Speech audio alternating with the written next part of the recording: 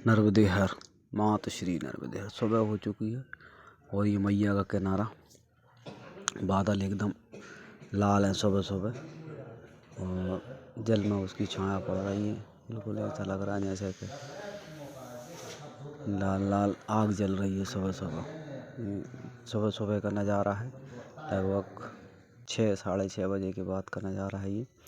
और हमें धर्मराय गांव में, धर्मराय गांव वह गांव है जहां पांडवों ने अपने वनवास काल में तपस्या की थी और अर्जुन यहीं से स्वर्ग चले गए थे भगवान इंद्र के पास दिव्य शक्तियाँ प्राप्त करने, और बाकी के चारों पांडव और द्रौपदी जी यहाँ तपस्या करती रही थी। ये मंदिर यहाँ से 2-3 किलोमीटर दूर है, पैदल चल के जाना पड़ता है और मंदिर पे बहुत कम परिक्रमावासी जाते हैं, लगभग कोई नहीं जाता। और ये खेतों की कच्ची रास्ता है, पानी चल रहा है किसानों का गेहूं में, तो हम इन कच्चे रास्तों से होकर धीरे धीरे मंदिर के लिए जा रहे हैं। रास्ते पे मंदिर, किसानों का खेत, इधर रोड वगैरह कुछ ऐसे है नहीं, खेतों का रास्ता है किसानों के। खेतों में पानी चल रहा है तो पानी से बचते बचाते आजू बाजू से निकल के हम जा रहे हैं धीरे धीरे। भाप चल रहा है।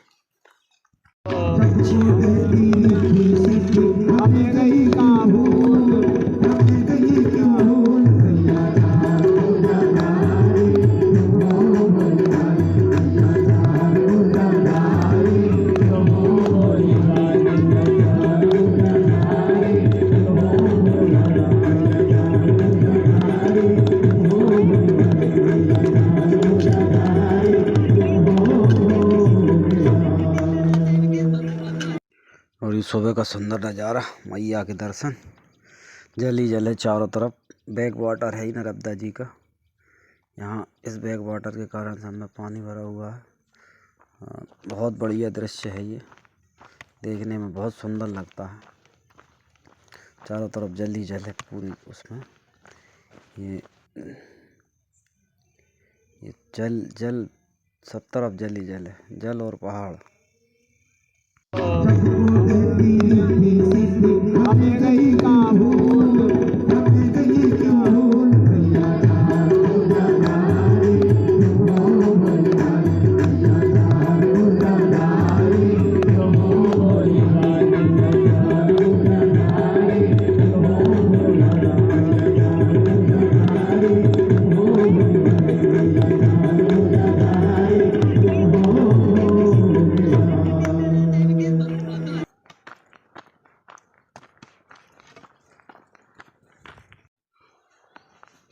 ये रास्ते हैं भैया पांडवों के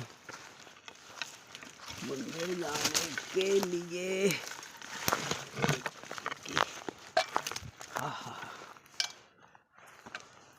हम आए हुए हैं जहाँ पांडवों ने तपस्या की थी, उस मंदिर पे। और ये मंदिर है, छोटा सा है लेकिन दिव्य मंदिर है। और ये पास में खेत है और ये है बाबा जी की कुटी। बाबा जी गए नर्मदा परिक्रमा में, कुटी में कोई नहीं है, सब में व्यवस्था। और अब हम जा रहे हैं नर्मदा जी से जल भरने, ये डब्बा लेके भोलेनाथ को चढ़ाएंगे। बाबा जी काफ़ी दिनों से बाहर हैं, इस चक्कर में मंदिर का जल वगैरह को या सफाई वफाई ठीक ठाक से नहीं है, तो हम वही प्रयास कर रहे हैं सफाई करने का। पास में ही नर्मदा जी का जल भरा हुआ, बैक वाटर होने के कारण ये जल हम नर्मदा जी का लेके भोलेनाथ को चढ़ाएंगे। कलश वगैरह भी ऐसे ही पड़े थे, तो उनको सफाई करके रखेंगे उस पर, जिससे भोलेनाथ का अभिषेक लगभग कम से कम आज दिन भर तो होता रहे, आगे फिर भोलेनाथ की जैसी इच्छा। ये नर्मदा जी का जल हमने ले लिया, डब्बे में ख़राब जल था इसलिए फेंक के दोबारा भरा, थोड़ा कीचड़ आ गई थी उसमें, तो दोबारा जल भरेंगे भैया थोड़े अंदर जाकर। तो मंदिर के पास में ही बिल्कुल लगी हुई है, नीचे नर्मदा जी का जल नीचे ही है, थोड़े से दूर है। और ये हम आ गए मंदिर में। मंदिर के कलश वगैरह सब बहुत दिन से किसी ने साफ़ नहीं किया, मंदिर की सफाई, कलश में दोबारा जल भरेंगे। और ये है मंदिर, बहुत पुराना मंदिर है, पूरे पत्थर का बना है, बहुत सुंदर मंदिर है। और गर्भगृह बहुत गहरा है, कम से कम इसमें 3 से 4 जीने हैं, इतना गहरा गर्भगृह है। ये गुम्मट और यहाँ पे प्रतिमा दर्शन करते हैं अपन, भोलेनाथ। और भोलेनाथ के पास में माता द्रौपदी की प्रतिमा है। ये माता द्रौपदी की बड़ी भव्य प्रतिमा है। ये माता पार्वती जी और ये पांचों पांडवों के प्रतिमा यहाँ पर हैं। और ये बाहर से मंदिर का दृश्य है, बहुत बढ़िया मंदिर है। और ऊपर बहुत बड़े नाग की तस्वीर बनी हुई है इसमें। और ये प्राकृतिक सुंदर प्रकृति के दृश्य हैं। सामने दिखाई दे रहे हैं पहाड़, पहाड़ों से जल भरा हुआ है, बिल्कुल आजू बाजू में। बैक वाटर होने के कारण बहुत लंबी चौड़ी जगह में यहाँ जल भरा हुआ है और तालाब जैसी स्थिति सब निर्मित हो गई। यहाँ से 2 किलोमीटर चल के पहुँचे हम हरिधाम खेड़ा। ये खेड़ा धर्मराय खेड़ा, ये 3-4 गांव बसे हुए हैं।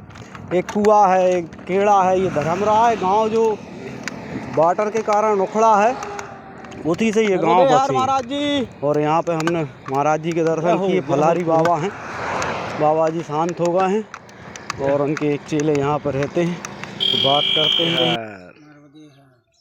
कौन सी जगह महाराज जी? ये धर्मराय खेड़ा। धर्मराय खेड़ा। हाँ। फलारी बाबा हैं। फलारी बाबा, हरिहर बाबा। अच्छा, हरिहर बाबा। हाँ। अंदर हैं अभी? अंदर है नहीं, दर्शन हो जाएंगे तो है बाबा का। अच्छा अच्छा, जय हो जय।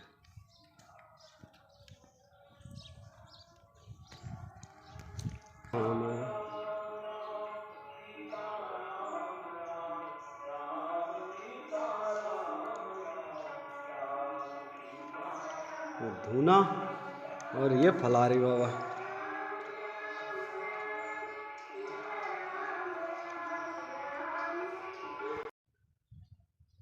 आश्रम के मंदिर, यहाँ पे ये बजरंगबली का मंदिर, सुंदर पीपल और फलारी बाबा की समाधि बनी हुई है। इसके दर्शन करके बजरंगबली हम बाबा जी के यहाँ बाल भोग पाया। बाल भोग में बाबा जी ने बाटी और दाल और बाटी खिलवाई।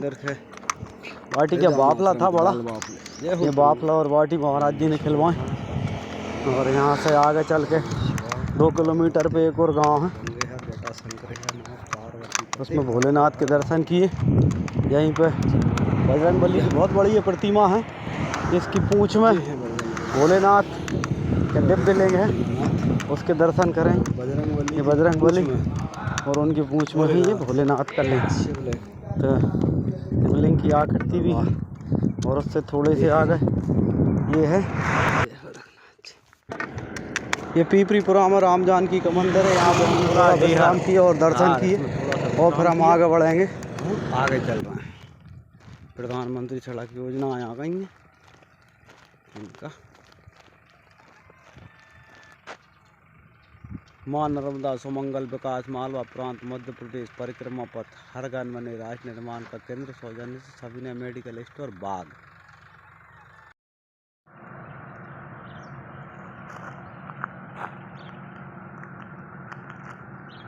मेघनाथ घाट बहुत बड़ा घाट है।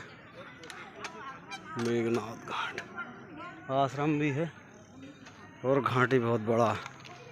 वो मैया का किनारा बिल्कुल लग के, ये है मैया का किनारा।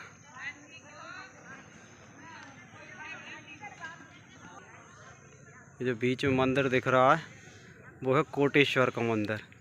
ये डूब चुका है, गर्मियों में इसके दर्शन होते हैं। और यहाँ 2 त्रिवेणी हैं, एक ये कोटेश्वर का मंदिर दिख रहा है, एक ये त्रिवेणी है और एक इसके इस तरफ त्रिवेणी है। नदियों के नाम पता नहीं, अपन किसी से पूछेंगे। और ये बोट चल रही है मैया में, ये हम जूम करके दिखा रहे हैं आपको। अगर जूम कम करेंगे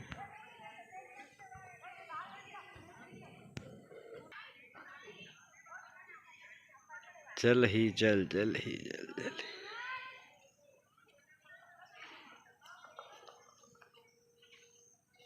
यार। ये बोट पानी को चीरती हुई।